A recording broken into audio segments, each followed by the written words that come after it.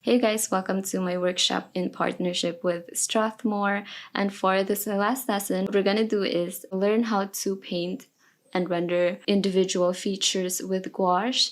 Gouache is this very special and opaque quality to it that is very different from watercolors. And so for this one, we're gonna take a completely different approach to our portraits. And instead of using the very vibrant colors that we did for watercolors, and instead of having a very open kind of painting like with the watercolors too, for gouache what we're going to do is fully paint in the individual features and also start to work with more realistic tones and colors than what we did with the watercolors. And so yeah, let's just start. Okay, you guys, so before we can start with the actual painting, the first thing we need to do is talk about our art supplies. And the paper that we're going to be working on is the Strathmore Ready Cut cotton paper. And this is almost exactly similar to the one we used for our watercolor lesson, except this one, it's hot pressed, so there's a little bit less tooth to it. It has a smoother texture than the cold pressed paper. That would be what we'll use for the paper. For our brushes, we're gonna go with our Princeton Velvetouch brushes set. I am actually in love with the feel of these. Beyond the brushes themselves being amazing for gouache, I just really love the feel of the handles, and it makes me pick them up even when I don't plan on using them for that painting. I just really love the feel of these brushes. But beyond that, the bristles themselves are amazing for gouache, and that's because they're soft, so they're perfect for when you want to use your gouache very loosely like watercolors, but they're also great because they keep their shape really well. And that is mostly what I like so much about these brushes, is that they feel especially great for gouache. They just sit in between being soft, but they also keep their shape really well, which is great for what is mostly what I use gouache for, which is very thickly. And especially for the later layers, even when I start using very loose layers at first, later on when I'm working very thick consistencies with my paint, these are perfect for that. And also this comes in many sizes and shapes, so you'll get everything you'll need. If you want to start with gouache brushes, this is my most recommended set. And so for our actual paint, the one that we're going to be using is the Maimeri Gouache. I absolutely love this gouache because it's super opaque. The colors don't gray out very easily. They just have that very high pigment. Sort of hard to find with gouache. And what I like the most about the set is that it comes in big tubes, which I prefer more than smaller tubes of more color options. The colors here, as I said before, are so pigmented that they don't gray out very easily. And so you don't really need that many colors for them. And especially for this demonstration, we'll only be using 5 colors and the white, so that'll be all we need for this portrait. And now that we have all of our art supplies introduced, it's now time for us to start the actual painting. For this portrait, we're only going to be focusing on the main features of her face. I really want to get into each of them. So to start with, we're going to do her eyes. And the very, very main thing about gouache, which makes it different from other paints, is that it can be reactivated after it's dry. So it's not like acrylics and oil paints where once they're dry, they're basically immovable. Gouache, because of that quality about it, the very main thing we have to remember is to work from thin to thick paint. So for the first part, when we're painting in her eye, what we're gonna do is the underpainting method, where we try to paint in the whole thing in roughly similar colors to what we see in the reference photo first. We don't really necessarily have to do it perfectly this first pass. We just wanna make sure that every color, and especially the main ones that we see, has its own place in the face. You see that the main thing I painted was the eyeball, and I just needed it to have this gray underlaying throughout all of it, and that's not the color that we expect the eye to be.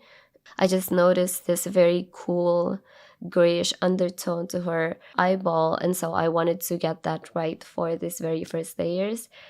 The consistency that I'm working with at this point is something very similar to thick watercolors. So I'm not laying this down as thinly as watercolors, but also not at all as thick as I can get with gouache. And you can see I was just laying down the midtones first before going in with the shadows.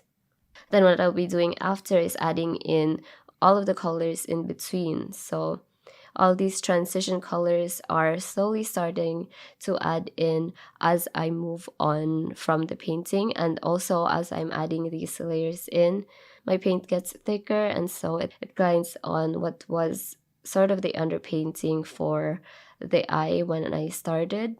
The reason why we don't go with thin paint after we've added everything in is that if we had gone in now after everything is laid down with a thinner paint, that paint could reactivate everything underneath, and that would just ruin our painting.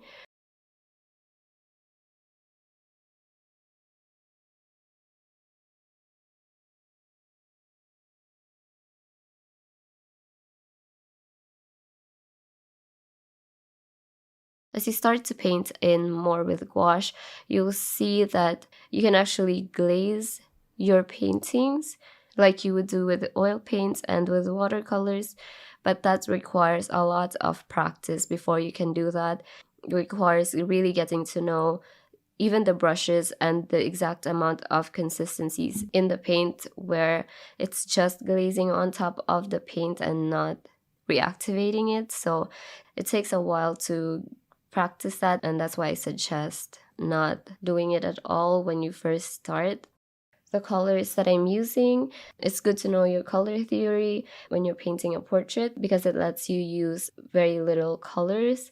The main principle between having our primary colors in there, the yellow, the blue, and the red, is that when you mix them together, you'll get this very neutral brown depending on how much you'll add of each, but technically it will give you a black. So working with two of these and a little bit of the other is still going to give you a brown anyway. So it's actually a good starting point when you're painting portraits. So for her skin tone, I started very warm, so it's a lot of the yellow with the burnt sienna. But when I want it to be a little bit cooler, I would add in more of the blue. But then after this too, her skin tone actually starts to look more red, and so I would add in more of my red. And of course, those are great tinting colors. If you want it to be lighter, I would just add in some of the white too. The shadows even would start to look gray, but that's actually how shadows look in real life. And so that would be a mixture of my blue and my burnt sienna, but it really helps to work with just your primaries and maybe a good brown color that is a little bit closer to the skin tone that you're mixing. And then just going with those colors will really help you with your color theory and really just mixing any color that you'll need. It helps a lot to work with a very limited palette. And so you'll see as I go further on painting her eyes and the skin around her eyes, my paint really starts to get thick. And the further in I go to, the brushes that I'm using start to get a little bit smaller because I'm already building up my details as I go into. So you can see right here, I'm drawing in her eyebrows to finish off her eyes, and then finishing off with a little bit of the highlight for her waterline.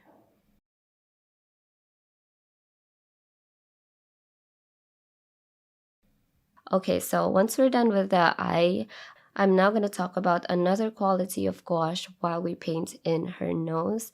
And this time it is the fact that it tries a different value. So because of that, it's harder to navigate gouache than with oil paints.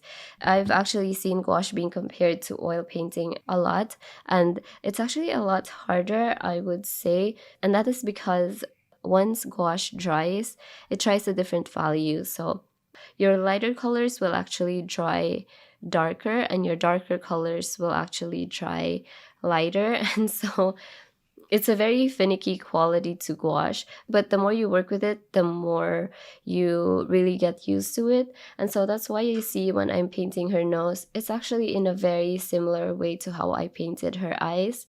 The only difference for this is that I had to go over a lot of the same parts of the painting, because once they dried, they just look a little bit different, and once the values look a little bit different, you sort of start to lose the contrast in your painting. So for her nose especially, you see me go over the shadows multiple times before I can get to the exact ones that I wanted. But really, the technique for this is very similar to how I did her eyes. I started with a base layer that was mostly just the whole color of her nose, and then I started to add more thick layers as I went along. You can see after I've had everything down, I'm actually glazing a little bit, which is what I talked about before. And this is a very subtle type of glazing where it's not very watered down, just a little bit thinner than the previous layers. But what I'm doing is adding a little bit of yellow to my paint and making sure that I'm adding just this warmer value to some parts of her nose. So the last thing we're going to paint is her mouth, and the technique that I'm using for this, it's completely different to how I did her eyes and her nose. And for this, I'm actually gonna paint it in a very specific way. So I'm gonna be painting it in sections, and I'm not gonna be doing an underlayer like I did for her eye and nose. Main thing to remember when you do this is to always start with the darkest value. And if you can see a black, I would always start with that. So right here on her mouth line, this is completely black. And it's actually a lot easier because I have this reference point of the values of her lips to start with. So as I go further out from that black, I would slowly start to add in different colors like the burnt siennas and the red. And this style of painting requires you to know your color theory more, but this is the more satisfying way of painting with gouache that I like to do. And it also teaches you a lot, I would think. It teaches you a lot about values, because whenever you would jump too much from the darkest shadows to the lighter ones and it gets too light, it's always so obvious. And so it really teaches you how to move on gradually from the darkest shadows of your painting. You can see it right here too, that it really helped with having the gradual changes from her mouth line all the way to her lips, and you can see how natural the values look for her lips. And it almost looks too red for the rest of the face, and especially just against a very white paper. But when you actually start to add in some of the skin that's around her mouth, you can really see that it's not that big of a jump from a natural lip color, and also just blends in with the other shadows of the face.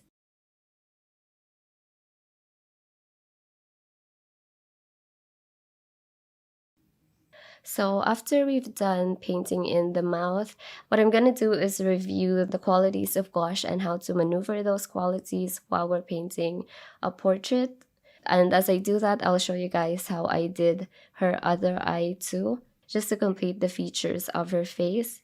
And so the first one is that gouache reactivates, and that is why the best and the surest way to get the proper colors is to really work with your underpaintings. Always work with looser paint first before moving up to using thick paint after. So you'll see right here, I'm just painting this whole eye in with the thinner consistencies of the gouache. So there's water in here to make the gouache more movable on the paper.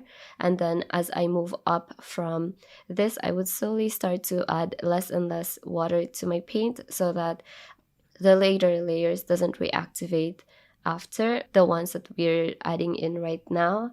And then the second quality about gouache is that it tries a different value. And so because of that, when you're starting out, there might be a lot of reworking the areas that you've already painted in, because when you're starting out, you never really know what the colors will look like once they're dry.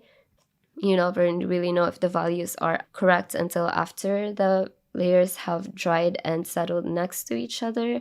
And so that is just something that you really have to work with when you're working with gouache that requires a lot of practice, but even as you're learning that, you can really start to feel this very special quality about gouache that I don't think other mediums have. And so that is always why I loved painting with gouache.